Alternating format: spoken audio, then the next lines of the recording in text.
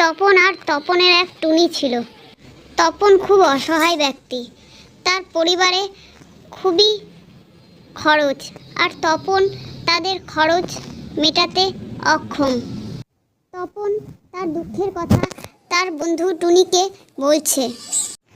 বন্ধু টুনি তপনকে এক আইডিয়া দিল যে সে সবজি বিক্রি করে অনেক টাকা আয় করতে পারবে। সেই দিন থেকে তপন সবজি ফলমূল বিক্রি করতে শুরু করে। তপন গ্রামে গ্রামে গিয়ে সবজি বিক্রি করে। তপনের এক শত্রু হলো এক শাকচুন্নি। তার পেছনে ছোটবেলা থেকেই পড়ে আছে শাকচুন্নিটি। তাই তপন একদিন সবজি নিয়ে বাড়ি ফিরছিল বিকেলের সময়। তখন শাকচুন্নি তার বান্ধবীদের নিয়ে এসে তপনের সব সবজি বসে বসে খেয়ে নিল। তারপর তপন তখন চিন্তা করছে সে এখন কি করবে। শাকচুন্নিগুলো খুব তৃপ্তি করে তপনের সব সবজি বসে বসে খাচ্ছে আর খুব জোরে জোরে হাসছে।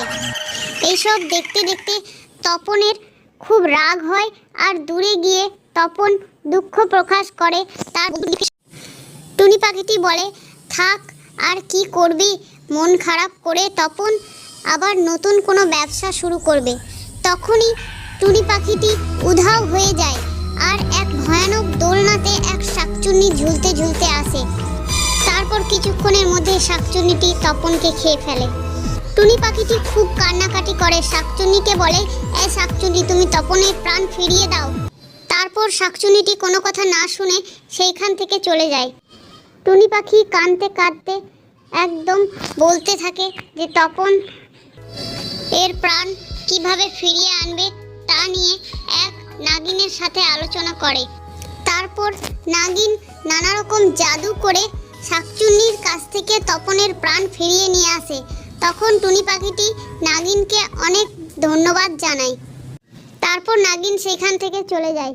তপন আর তপনের টুনি তখন একই সাথে আবার তাদের ঘরে ফিরে যায়। তপন সবজিওয়ালার গল্পটি যদি তোমাদের ভালো লাগে তাহলে গল্পে লাইক শেয়ার কমেন্ট করে দিও, আর চ্যানেলটাকে সাবস্ক্রাইব করে দিও। তো দেখা হচ্ছে আরও ভালো ভালো গল্পের সাথে।